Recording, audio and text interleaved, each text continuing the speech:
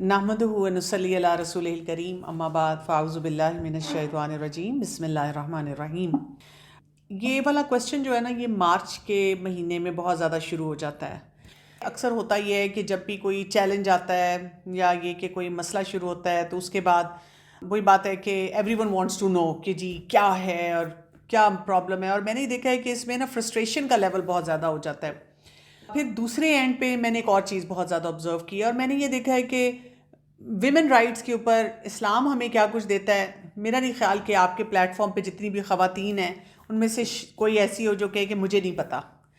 ہمیں براڈلی تمام رائٹس کا پتہ ہے، ہمیں پتہ ہے کہ اسلام ہمیں کیا حق دیتا ہے۔ تو میں آج جو آپ کے ساتھ سیشن کرنا چاہ رہی ہوں نا، میں اس کو تھوڑے سے ایک ڈفرینٹ اینگل کے ساتھ لے کے چلوں گی، یعنی جسے کہتے ہیں نا کہ آپ کو گراس روٹ لیول پہ اس ایشو کو ایڈریس کرنا پڑے گا، کیونکہ ہم جو ایڈریس کر رہے ہیں نا، وہی بات ہے کہ ہم پورا سال سوئے رہتے ہیں۔ جب ہمیں ایک دم سے کوئی ہماری ذاتی زندگی میں، ہمارے کسی جاننے والے کی زندگی میں یا کوئی ایسا نیشنل انٹرنیشنل ایونٹ آتا ہے نا، تو ہم جاگ جاتے ہیں، اور ہم جب جاگتے ہیں تو اس کے بعد ہم بہت اپسیٹ ہو جاتے ہیں اور پھر ہم اسلام کو بلیم کرنا شروع کر دیتے ہیں۔ تو میں یہاں پر سب سے پہلے یہ سوال پوچھنا چاہوں گی تمام آڈینس سے جو یہاں پہ آپ کے ساتھ ہے، ڈو وی بلیو ان اللہ سبحانہ و تعالیٰ کہ نہیں؟ کیا ہم مانتے ہیں کہ اللہ تعالیٰ ہمارا خالق ہے، وہ مالک ہے، ہم اس کی کریشن ہیں، جو اس کی میجسٹی ہے، جس طرح کا وہ پرفیکٹ بینگ ہے ہم ویسے نہیں ہیں؟ کیا ہم یہ مانتے ہیں؟ آپ کیا کہیں گی کہ کیا ہم مانتے ہیں؟ یس، ہم مانتے ہیں، ٹھیک ہے۔ ہم کہتے ہیں کہ جی اللہ ہمارا رب ہے اور اسی لیے ہم اللہ کے آگے جھکتے ہیں، اللہ سے ہم دعا کرتے ہیں۔ دوسرا سٹیپ آ جاتا ہے کہ جب ہم یہ کہتے ہیں کہ آئی بلیو ایک رب ہے، ایک ذات ہے، میں نے اسی پہ سب کچھ ماننا ہے، تو پھر ہمیں ایک اور بات بھی ماننی پڑے گی جس کو کہتے ہیں نا کاز اینڈ افیکٹ۔ کاز یہ ہے کہ جی اللہ تعالیٰ جیسی کوئی ذات نہیں ہے، لیس کمثلہ شیء، اللہ تعالیٰ نے اپنے بارے میں خود فرمایا۔ پھر ساتھ یہ کہ اللہ تعالیٰ کی عظمت اور بڑائی جیسی ہے ویسا کوئی نہیں ہے۔ تو پھر جو سسٹم اللہ تعالیٰ نے دیا ہے، جو کائنات میں پورا ورک کر رہا ہے، ہمیں یہ ماننا پڑے گا کہ اس جیسا سسٹم بھی کوئی نہیں ہے۔ یہ ہمارا دوسرا سٹیپ آ جاتا ہے۔ اب یہاں پر دو طرح کے ایٹیٹیوڈز ہیں جو اوور آل ہم سوسائٹی میں دیکھتے ہیں، کیونکہ ان سب باتوں کا ہم بہت زیادہ انفلوئنس لینا شروع کر دیتے ہیں۔ ایک ایٹیٹیوڈ یہ ہے، ہوں گے کچھ لوگ جو کہتے ہیں میں مانتی ہی نہیں، میں نہیں مانتی۔ ایتھیسٹک اپروچ والے لوگ ہوتے ہیں، ایگنوسٹکس ہوتے ہیں، یا بس وہ کہتے ہیں ٹھیک ہے جی ہمارے ماں باپ نے ہمیں دین دے دیا، مذہب دے دیا، سمجھا دیا، لیکن ہمارا دل نہیں اس پہ راضی، وہ نہیں مانتے۔ ایسے شخص کو آپ کیا سمجھائیں گے کہ جی ویمنز رائٹ ان اسلام کیا ہے؟ کیا سمجھیں گے وہ تو they are not ready for that. آپ ان کو جو مرضی بتا دیں، آپ قرآن پاک کھول کے دکھا دیں، آپ آیات بتا دیں، آپ ایکسپرٹس کی مختلف ٹاک سنوا دیں، انہوں نے نہیں ماننا، کیونکہ they have set their mind. اچھا، اب دوسرا ایٹیٹیوڈ ہے جو کہ میجورٹی کا ہے۔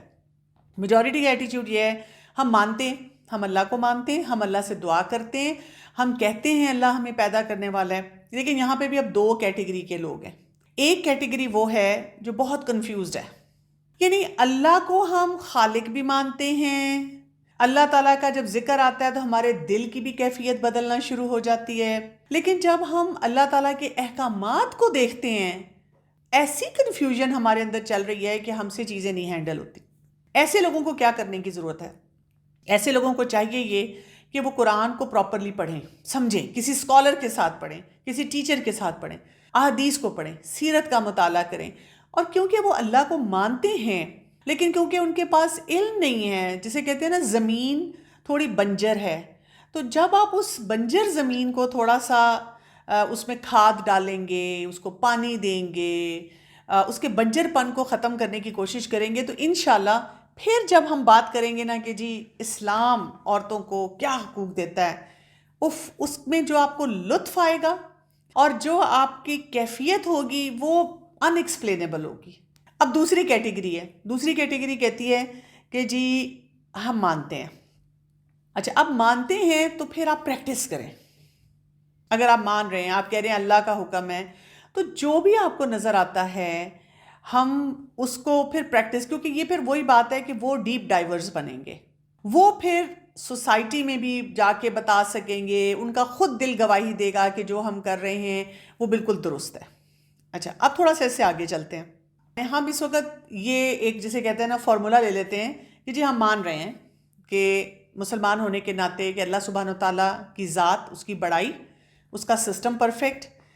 اب اللہ تعالیٰ نے جو اپنی کریشن بنائی، پوری مخلوق کو بنانے کے بعد ہر ایک کو ایک جاب ڈسکرپشن دے دی، ہر ایک کو بتا دیا، آسمان کو بتا دیا اس نے کیا کرنا ہے، سورج کو بتا دیا، چاند، ستارے، جتنی نباتات ہیں، اینیملز ہیں، مطلب جتنے ریسورسز ہیں، گیلیکسیز ہیں، ہمارے جسم کے اندر جو کچھ ہو رہا ہے، ہر ایک کو اللہ تعالیٰ نے بتا دیا آپ نے کیا کرنا ہے۔ اسی لیے آپ دیکھیں کہ پوری کائنات اللہ کے سسٹم کے مطابق چل رہی ہے۔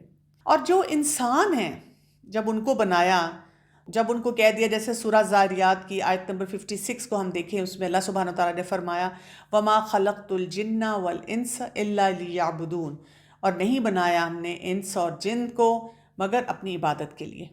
ٹھیک ہے، جنات اور انسانوں کو اللہ نے اپنی عبادت کے لیے بنایا۔ عبادت کے لیے جب بنایا تو ان کو پیکیجز دے دیے، رائٹس اینڈ رسپانسبلٹیز کے، یہ تم نے کرنے ہیں کام لوگوں کے لیے، اور اس کے ریٹرن میں تمہیں یہ جو ہے ملے گا، یعنی حقوق اور فرائض جو ہیں وہ دے دیے، اور یہ ہر ایک کو دیے۔ آپ کسی اچھی بک شاپ پہ جائیں اور ان سے کہیں کہ مجھے رائٹس اینڈ رسپانسبلٹیز پہ دیں، اور میں آپ کو بتاؤں اس میں شہری ہونے کے حقوق و فرائض، اس میں جانوروں کے حقوق و فرائض، بچوں کے، بیوہ کے، یتیم کے، نان مسلم کے، شوہر کے، بیوی کے، آپ آفس میں کہیں کام کرتے ہیں، آپ سٹیزن ہیں، آپ مسلم کنٹری میں، آپ نان مسلم کنٹری میں ہیں، اللہ کے ساتھ، مطلب ہر چیز کے بارے میں جو حقوق و فرائض ہیں اللہ تعالیٰ کی طرف سے ڈیفائنڈ ہیں، کیونکہ اللہ تعالیٰ جانتے ہیں ہمیں کہ ہم کس نیچر کے ہیں، کتنی ہماری کیپیسٹی ہے، کتنی ہماری لمیٹیشنز ہیں، یہ ساری۔ اب اس سے اگلا سٹیپ آ جاتا ہے، اللہ تعالیٰ نے جب انسانوں کو ایک جاب ڈسکرپشن دے دی، حقوق و فرائض کا پیکج دے دیا، اب اس میں مقابلہ نہیں رکھا، انسان اچھا پرفارم کرتا ہے یا جن۔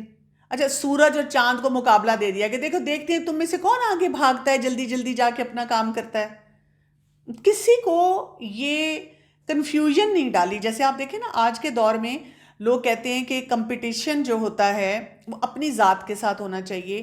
آپ گھروں میں بھی دیکھیں، جب ماں باپ بہت زیادہ بچوں میں کمپٹیشن کروانا شروع کر دیتے ہیں، بچوں کے اندر جیلسیز آ جاتی ہیں، انفیریورٹی کمپلیکسز آ جاتے ہیں، سیلف اسٹیم کے چیلنجز آ جاتے ہیں۔ اسی طرح اللہ تعالیٰ نے ہم سب کو بتا دیا، مطلب مجھے کہہ دیا کہ تمہارا یہ پیکیج ہے، یہ لے لو، اور اس کے مطابق تم نے اپنی زندگی گزارنی ہے، اور تمہارا حساب کتاب وہ جو دنیا کے دوسرے کونے میں، یا ایون تمہارے ساتھ والے کمرے میں کوئی بیٹھا ہوا ہے نا، اس سے نہیں ہونا، تمہارے سے تمہارا حساب کتاب ہونا ہے۔ تم کیسی بیٹی ہو، کیسی بہن ہو، تمہاری job description as a wife, ٹھیک ہے، ایز اے مدر، اب میں اگر ڈاکٹر ہوں تو as a doctor, professional woman, مسلمان ہونے کے ناطے، یعنی ہر چیز میں مجھے اپنی باتوں کو جو ہے وہ ڈیفائن کر کے آگے چلنا ہے۔ اور ہم میں سے ہر ایک کو بتایا گیا کہ یہ جو پیکج ہے تمہارا بہترین ہے، اگر تم اس پیکج کے ساتھ چلو گے تو فائدہ ہوگا۔ اب ہم اس سے تھوڑا سا آگے چلتے ہیں، جب ہمیں براڈلی یہ بات سمجھ آ جائے۔ اب ہم آ رہے تھے ایک مرد اور عورت پہ۔ مرد اور عورت میں آپ دیکھیں کہ ان کی بہت امپورٹنس ہے اسلام میں۔ مرد کی اپنی جگہ امپورٹنس ہے، عورت کی اپنی جگہ امپورٹنس ہے۔ کیوں؟ ان دونوں نے مل کر کیا کرنا ہے، انہوں نے ایک فیملی یونٹ بنانا ہے، اور یہ فیملی یونٹ جتنا اسٹرانگ ہوگا اتنا اسٹرانگ وہ معاشرہ ہوگا، اور یہ دونوں ایک دوسرے کے ساتھ ایز پزلز فٹ ہوتے ہیں۔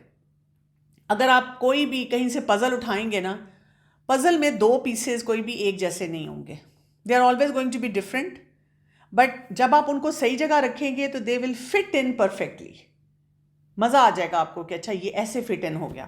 اب اللہ تعالیٰ نے اسی وجہ سے مرد کو اور عورت کو ایک جسے کہتے ہیں سسٹم دے دیا کہ دیکھیں آپ نے اگر یہ گھر چلانا ہے نا، اس میں آپ کو پھر وہی بات ہے، جاب ڈسکرپشن مل گئی، کسی ایک کو لیڈ کرنا پڑے گا۔ اور اللہ تعالیٰ نے کیونکہ مرد اور عورت کو ڈفرینٹ بنایا، ہم جتنا مرضی کہیں کیوں میں کیوں نہیں لیڈ کر سکتی، میں کیوں نہیں یہ کام کر سکتی، لیکن بائی لارج ہمیں دیکھنا ہے۔ ہم میڈیسن میں پڑھتے ہیں ہمارے ٹیچرز ہمیں کئی دفعہ بون دیتے ہیں اور پوچھتے ہیں کہ یہ مرد کی بون ہے یا عورت کی ہے. اب میں کہوں کہ یہ تو جی جو عورت ہے نا یہ پروٹیسٹ کرے گی اگر میں نے کہہ دیا غلطی سے یہ اس کی ہے. ہمیں بونی اٹیچمنٹ سے پتہ چلتا جاتا ہے کہ یہ مرد کی ہے یا عورت کی ہے. ہمارے باڈی آرگنز ڈفرینٹ ہیں کہ نہیں ہیں؟ پیدائشی طور پہ ہم ڈفرینٹ ہیں، ٹھیک ہے. ایون آپ دیکھیں، آپ لیب ٹیسٹ کروانے جاتے ہیں، اب ہم کہیں کہ وہ بھی کیا ہیں، پریجوڈسڈ ہیں، ان کو بھی فیمنزم کے بارے میں بتانا پڑے گا. آپ دیکھیں جب آپ بلڈ ٹیسٹ کرواتے ہیں، ایک طرف آپ کی رپورٹ لکھی ہوئی ہے اور ایک طرف لکھا ہوتا ہے میل ویلیوز اینڈ فیمیل ویلیوز، الگ الگ ان کی لکھی ہوئی ہیں، ٹھیک ہے.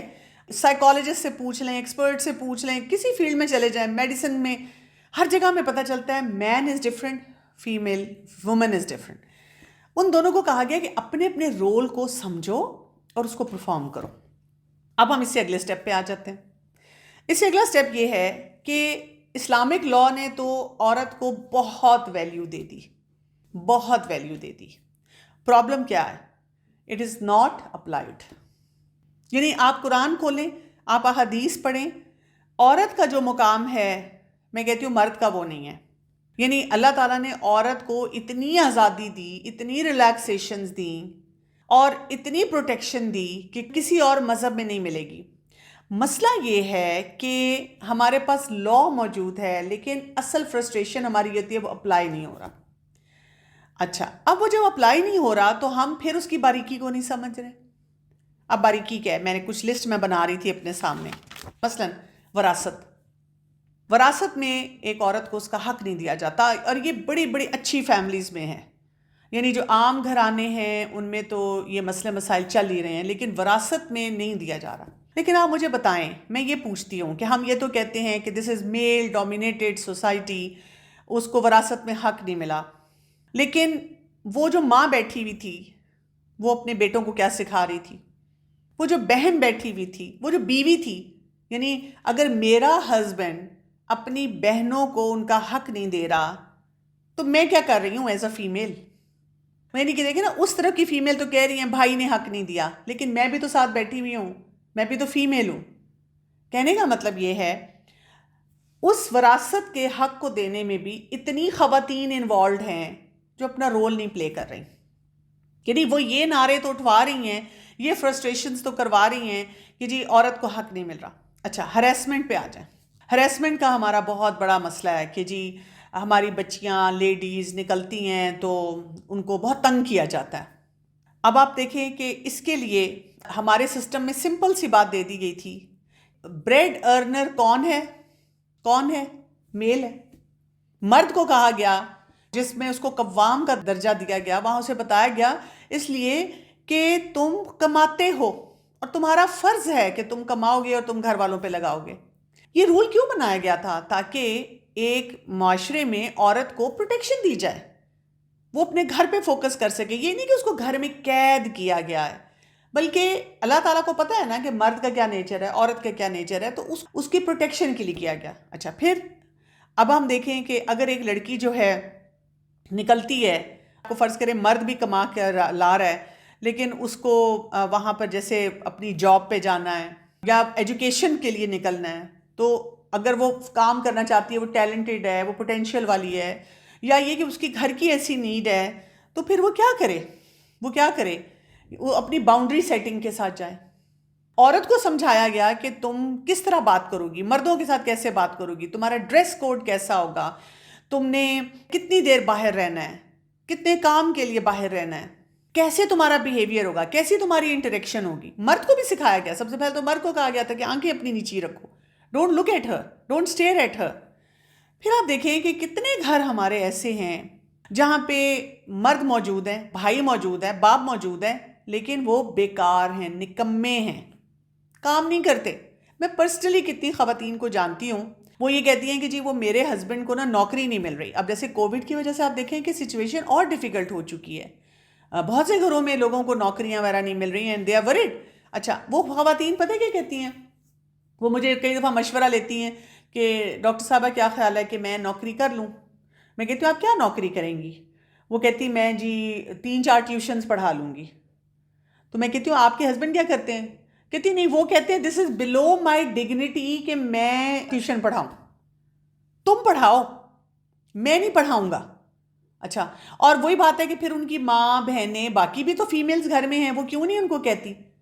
تو ہریسمنٹ کے پیچھے جو ریزنز ہیں، مرد بیکار ہو گیا، عورت بیچاری گھروں سے نکلی ہوئی ہے، عورت بیچاری کام پہ لگی ہوئی ہے، عورت جو ہے ہراس ہو رہی ہے، ایک بیچاریوں کے لیے کرائسس کریٹ ہوا ہے کہ بھئی ان کو نہیں سمجھ آتی کہ بھئی ہماری بیکنگ پہ کون ہے. اچھا، اسی طرح آپ دیکھیں چائلڈ ابیوز کی ہم بات کرتے ہیں. اچھا، اس پہ بھی ذرا سی بات کرو اور کہو کہ بچوں کے لباس ٹھیک کریں، حیا لے کے آئیں، تو فوراً لوگ کہتے ہیں یہ چھوٹے سے بچے کے لباس کو بھی کیا ہے، عجیب و غریب ہم جملے شروع کر دیتے ہیں. دیکھیں، اگر ہماری سوسائٹی میں چائلڈ ابیوز زیادہ ہے تو پورنوگرافی کے اوپر کون کام کر رہا ہے؟ اس کو کون روک رہا ہے؟ گھر گھر میں لوگ جو ہیں یہ کام کر رہے ہیں.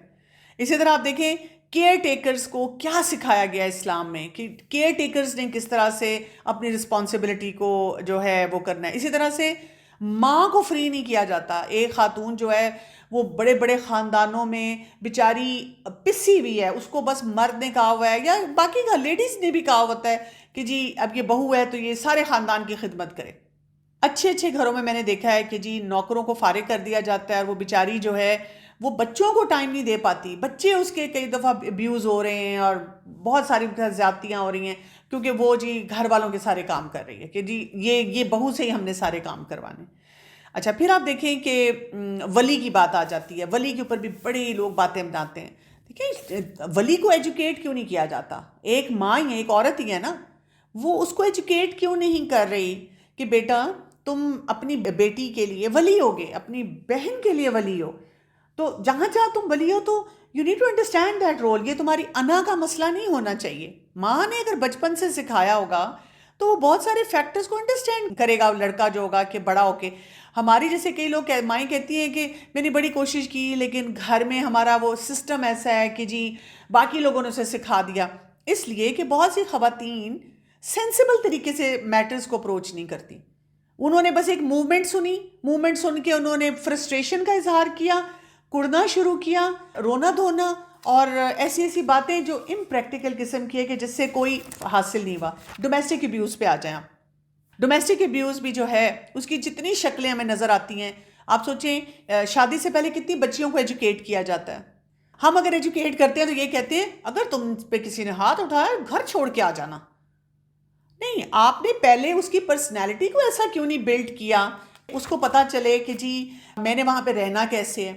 ہم نے صبر کا لفظ کو بھی غلط استعمال کر لیا. ہم نے صبر کا مطلب یہ سمجھا کوئی مارے کھاتا جا رہا ہے، کوئی ابیوز سہتا جا رہا ہے، کوئی اس کے زیادتی ہوتی جا رہی ہے، اس کو کوئی رائٹ نہیں ہے. اسلام نے جو رائٹس دیے ہیں ان کو ہم نے پریکٹس ہی نہیں کرنے دیا.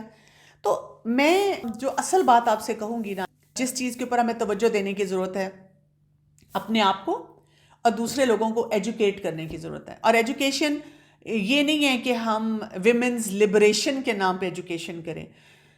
جو میں نے بات شروع کی تھی نا، اللہ کی عظمت کو جانیں، اللہ تعالیٰ نے جو احکامات دیے ہیں ان کو سمجھیں، ان کو امپلیمنٹ کریں اپنی لائف میں اور اپنے جو ارد گرد لوگ ہیں ان کی لائف میں، ان کو فیسیلیٹیشن دیں. کیوں؟ اگر ہم کہیں گے کہ نہیں یہ سسٹم ہمیں کچھ نہیں دے رہا، اسلام نہیں ہمیں کچھ دیتا، اور ہم ریبیل کریں گے تو پھر کیا ہوگا؟ ہم سفر کرتے ہیں اور یہ ہمیں سوسائٹی میں نظر آ رہا ہے. اور جب وہ سفر کرتے ہیں تو سسٹم موو کرتا ہے، سسٹم نہیں رکتا کسی کے لیے. مثلا دیکھیں نا، گھر میں اگر آپ کا نوکر ملازم جو ہے وہ آپ کو تنگ کرے، یا کسی آپ آرگنائزیشن میں کام کر رہے ہیں اور آپ کے میں نے نہیں یہ کام کرنا، تو وہ سسٹم آپ کو نکال دیتا ہے، ڈسکارڈ کر دیتا ہے. سسٹم نہیں رکتا، سسٹم آگے بڑھ جاتا ہے. آپ سفر کرتے ہیں اور آہستہ آہستہ سوسائٹی میں فرسٹریشن جو ہے نا وہ بڑھنا شروع ہو جاتی ہے. اسی لیے رسول اللہ صلی اللہ علیہ وآلہ وسلم نے ہمیں کہا تھا، جو آخری جو آتی ہیں وصیتیں آتی ہیں آپ صلی اللہ علیہ وسلم کی آخری ایام کی، ان میں سے ایک یہ تھی کہ میں تمہارے پاس قرآن اور حدیث چھوڑ کے جا رہا ہوں، اور جو ان دونوں کو تھام لے گا نا وہ گمراہی سے اپنے آپ کو بچا لے گا. اور میں بتاؤں آپ کو، مجھے یاد ہے کہ جب میں نے خود نیا نیا قرآن پڑھنا شروع کیا تو مجھے کسی نے ایسی بات کہی کہ کیا تم بات کرتی ہو، تم کس سسٹم کی بات کر رہی ہو، تم قرآن پڑھنا شروع ہوئی ہو. اور مسلمان تو ہمیشہ لڑتے رہے ہیں، آپ کسی ڈائنیسٹی کے بارے میں پڑھیں، مسلمانوں نے ہمیشہ لڑائیاں ہی کی اور کچھ نہیں کیا. اچھا میں بھی پریشان ہوگی اور واقعی مجھے تھوڑا سا سیٹ بیک لگا کہ واقعی کیا مطلب ہمارا اتنا مورل ڈکلائن ہے کہ قرآن بھی ہمارے پاس ہے اور پھر بھی ہمارے مسئلے، ہماری کنٹروورسیز، ہماری کوئی چیزیں سیٹل ہی نہیں ہو رہی. تو جب میں نے اس کے بعد خود ہسٹری کو پڑھا نا، تو میں آپ کو بتاؤں، آپ کو سب کو میں کہتی ہوں آپ پڑھیں، ہسٹری بھی پڑھیں. آپ دیکھیں گے جب تک مسلمانوں نے پکا ایز اٹ از، جسے وہ کہتے ہیں نا چھاپا مارنا، وہ فوٹو کاپی نکالتے ہیں نا، جو کچھ قرآن میں آیا نا اور جو کچھ حدیث میں آیا اس کو فالو کرنا شروع کر دیں. صبح سے شام تک آپ کہیں جو اللہ کا حکم ہے نا، میرے صبح ناشتے سے لے کر رات کے کھانے تک، اس میں نمازیں، اس میں میرا ڈریس کوڈ، اس میں میرے ریلیشن شپس، اس میں جو کچھ بھی ہے I will do as it is in Quran and Sunnah. تو میں آپ کو بتاؤں جب تک مسلمانوں نے یہ کیا تھا نا، they were always on the rise. انہوں نے پوری دنیا پہ حکومت کی ہے، اور جہاں انہوں نے قرآن اور حدیث کو چھوڑا نا، ریلیکسیشنز لے لی. رسول اللہ صلی اللہ علیہ وسلم نے ایک حدیث میں کیا فرمایا کہ دنیا مومن کے لیے قید خانہ ہے. کیا مطلب ہے اس کا؟ یہ نہیں ہو سکتا کہ آپ قرآن اور سنت کے مطابق زندگی گزار رہے ہیں اور پھر آپ کے مزے وہ والے بھی ہوں جو ساری دنیا کے. یہ نہیں ہو سکتا. آپ کی بہت سی گیدرنگز کم ہوں گی جو دنیا میں لوگ کر رہے ہیں. آپ بہت سی جگہوں پہ اپنے آپ کو ریسٹرکٹ کریں گے، وہ فیشن نہیں کر سکیں گے. شادیاں آپ اس طرح انجوائے نہیں کر سکیں گے جیسے ریگولر لوگ کرتے ہیں. کسی کے مرنے پہ بھی آپ کا بہت دل چاہ رہا ہوگا میں یہ کر لوں، میں وہ کر لوں، آپ کو اپنے آپ کو وہاں پہ بھی روکنا ہوگا. اسی طرح سے مرد کو بھی، عورت کو بھی بہت سی جگہوں پہ صبر کرنا ہوگا، اپنے آپ کو ہولڈ بیک کرنا ہوگا کہ یہ اللہ کا حکم ہے، یہ اللہ کا حکم ہے، مجھے اپنے آپ کو روکنا ہے یہاں پہ. تو اصل چیز یہ ہے کہ ہم جب تک اصل وہ جسے کہتے ہیں نا چیزوں کو نہ سمجھیں، حقیقت کو نہ سمجھیں، اس سے ہم جتنا بھاگتے رہیں گے نا، ہر دفعہ یہ موومنٹس ہوں گی، ہم پریشان ہوں گے، ہم فرسٹریشن میں سوال اٹھائیں گے اور ہمیں کوئی سلوشن نہیں ملے گا.